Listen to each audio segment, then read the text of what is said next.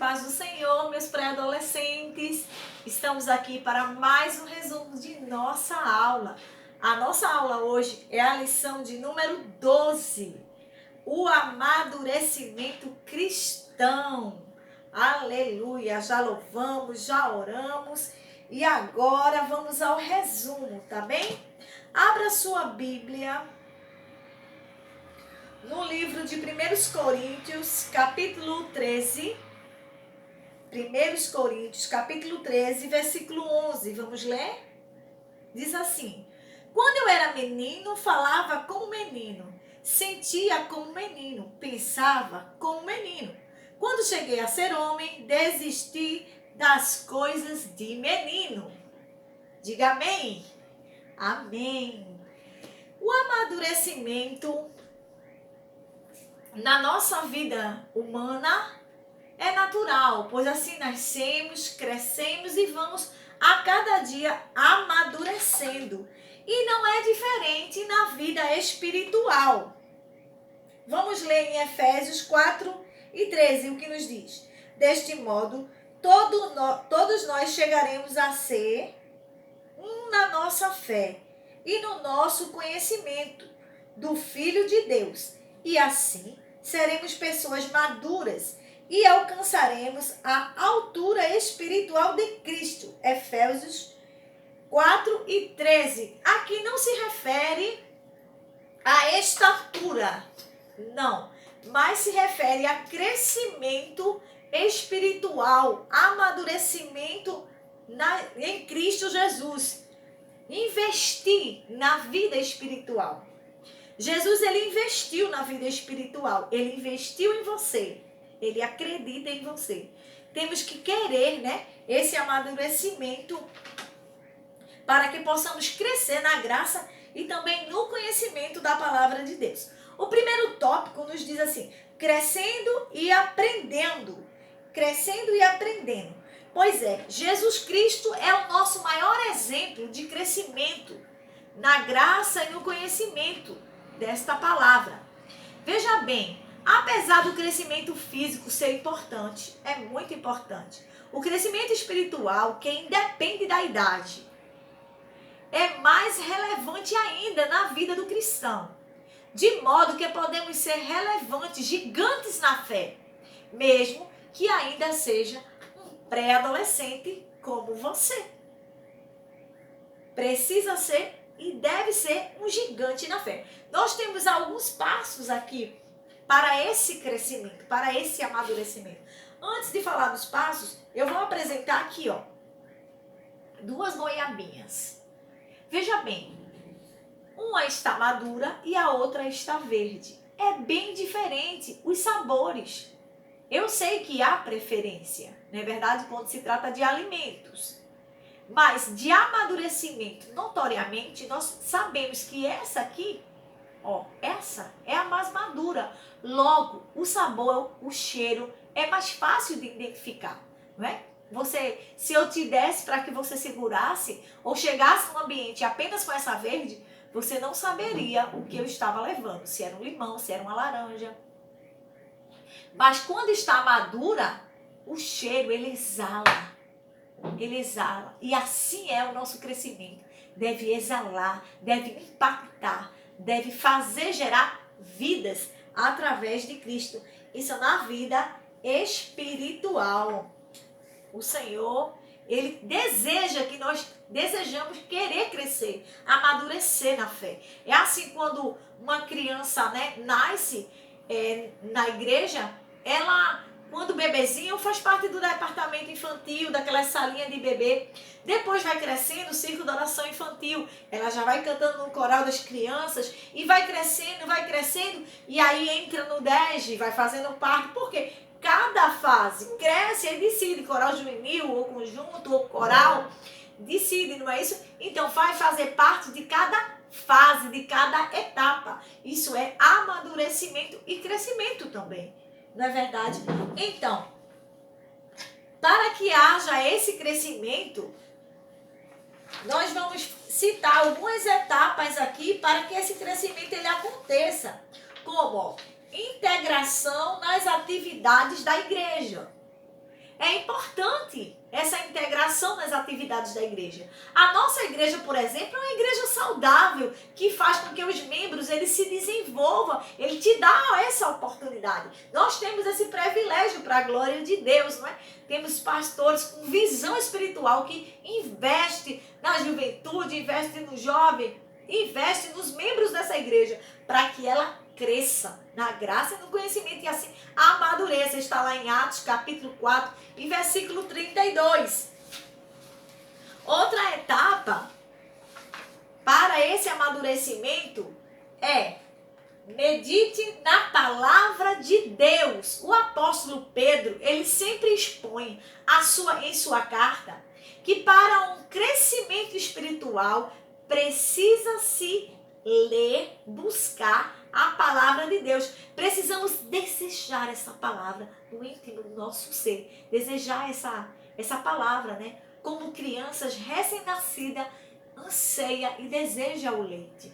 Está lá em 1 Pedro 2:8. Isso faz amadurecer e crescer espiritualmente. Outro ponto é: cultive momento de oração. A gente vê momento de oração, ele faz o quê? Ele te aproxima de Deus, ele te traz mais intimidade com o Senhor e com isso, nos afasta do pecado. Então, grandes homens de Deus sempre mantiveram esses momentos de oração, como por exemplo, Daniel fazia orações diariamente, 3 vezes ao dia. Está lá em Daniel 6:10. E aí, vai crescendo, vai amadurecendo. Outro ponto é: procure fazer a vontade de Deus, que a tua vontade seja feita. A gente vê essa frase expressa aonde, tia Miriam? Aonde? Jesus nos ensinou através da oração. Está lá em Mateus 6:10. Quando a vontade de Deus ela é feita, o crescimento espiritual ele acontece. Porque a gente vai fazer o seguinte: vai dizer e viver: já não vivo eu, mas Cristo vive em mim. Então a vontade de Deus, existe a vontade permissiva, né? Que é aquela que eu escolho e Deus permite, né? E existe a vontade diretiva. E quando é que essa vontade diretiva ela prevalece? Essa vontade diretiva é a total dependência de Deus. É quando você esvazia de si mesmo e confia no Deus que tudo pode. Porque Deus, ele vê agora, ali e além, o futuro. E para isso, quando a gente rejeita a nossa vontade e quer viver a vontade de Deus, isso significa que a gente está confiando nele plenamente. Imagine você que eu dissesse assim: eu vou te dar esse dinheiro e você vai ali, compre uma roupa para mim. Você sabe que roupa é algo muito pessoal, não é verdade? Nem sempre a gente gosta de alguns presentes que a gente ganha. Mas para você fazer uma coisa dessa, você tem que saber o quê? Que aquela pessoa te conhece. Para que compre aquilo que você deseja utilizar. Não é verdade? Você daria esse dinheiro a qualquer pessoa? Você fazia um pedido desse a qualquer pessoa? Não. A uma pessoa que te conhece. E aí? O Senhor te conhece. Ele sabe o melhor. Não é? Me conheces, sabes tudo o que eu preciso, antes mesmo de falar. Me ama, te ama também. E o seu amor é bem maior do que possa imaginar. O Senhor nos conhece. Ele só faz o nosso melhor. Então imagina, você daria a alguém que não te conhecesse? Lógico que não. Os gostos não seriam os mesmos. Mas o Senhor, entregue a Ele a sua vida, confie nele. Porque Ele só faz pra gente o melhor. Tem alguém que te conhece mais do que o nosso Deus? Não tem. O Senhor te fez com um propósito. Você nasceu com um propósito. E você pode cantar assim: me conheces, sabes tudo que eu preciso, mesmo antes de falar. Me ama, te ama, E o seu amor é bem maior do que eu possa imaginar. Então rejeite aquilo que é seu e viva o melhor de Deus para a tua vida. Aleluia. E quando isso acontece, que a maturidade cristã, ela está sendo, né? Está crescendo, está acontecendo. Louvado seja o nome do Senhor. E nós temos aqui o segundo tópico. Tendo responsabilidade no uso dos dons. É justamente esse fruto, né? O fruto maduro e o fruto verde. Tudo tem seu tempo. E o tempo melhor determinado por Deus, ele é o perfeito. É importante entender, né? E possuir os dons espirituais não é sinal de maturidade ter os dons espirituais, não, hein? Como a gente viu na igreja de Coríntios, não é isso? Os nossos irmãos lá da igreja de Coríntios não faltava a eles nenhum dom para eles. No entanto, havia briga entre eles, entre aquela igreja. Está lá em 1 Coríntios 1:11. Por razão do apóstolo Paulo escrever esta carta, a fim de corrigir as distorções e orientações. Como proceder? A gente vê isso. Então, um dom espiritual, para ser bem aproveitado, precisa vir acompanhado de quê, tia Miriam? Das virtudes presentes no fruto do Espírito, que a gente estudou na aula passada. Está em Gálatas 5:22. Estão lembrados? Portanto, é preciso ter responsabilidade para desenvolver tais virtudes, a fim de que a utilização dos dons espirituais não se transforme em uma coisa de confusão, não. O Senhor não provoca e não faz confusão em nada. Tudo que Jesus faz é perfeito, é maravilhoso. Então, um cristão maduro e responsável não busca apenas o poder dos dons do Espírito, mas conjuntamente busca desenvolver uma vida de comunhão com Deus, glória a Deus, e santa, afastando-se do pecado, né, que forma a ser uma bênção para todos ao seu redor.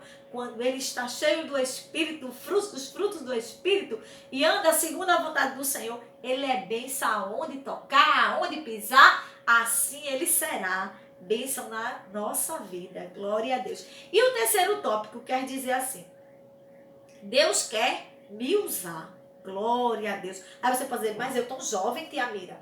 Um adolescente, temos na Bíblia exemplos maravilhosos que o Senhor lhe fez para o propósito.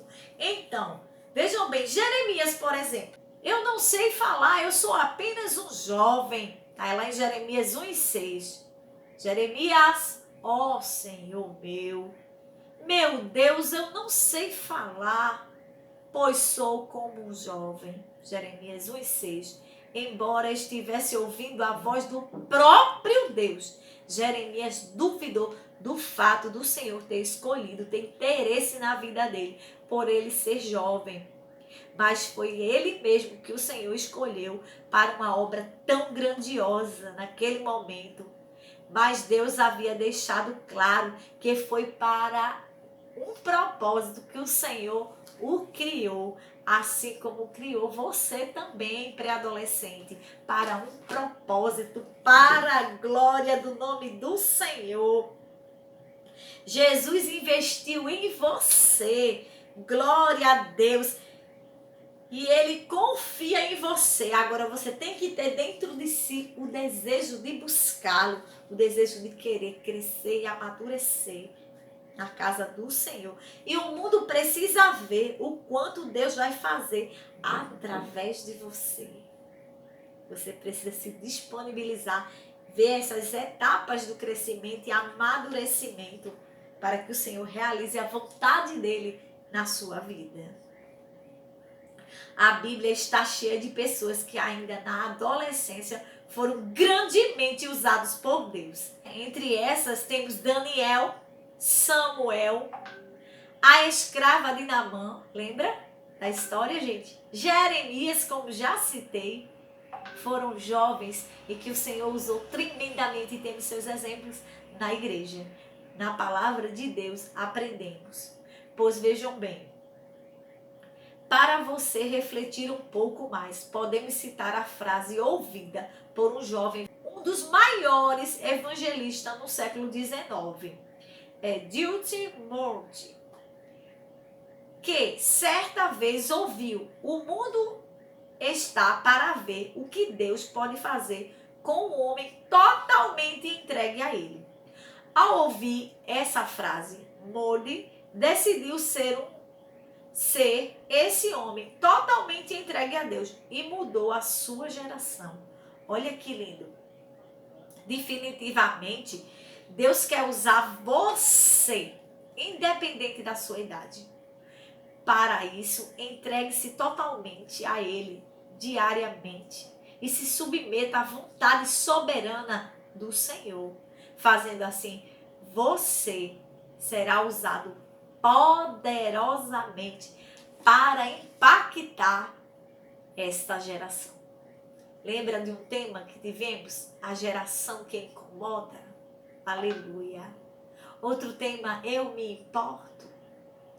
Então, que possamos viver.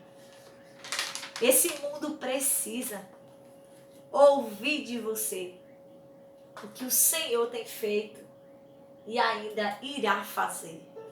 Você poderá cantar e o mundo ouvir o quão grande é o nosso Deus. E grandes coisas o Senhor tem feito e fará através de você. E se você ainda não tem Jesus, entregue o teu caminho ao Senhor. Confia nele e o mais Ele fará. É o meu Deus. Vamos adorar o Senhor. Cantarei quão grande é o meu Deus, e todos hão de ver quão grande é o meu Deus. Você vai colocar no seu desafio desta aula, você vai usar as redes sociais e vai colocar esta mensagem: quão grande é o meu Deus. Amém? Que o Senhor Jesus aplique a sua palavra em nossos corações.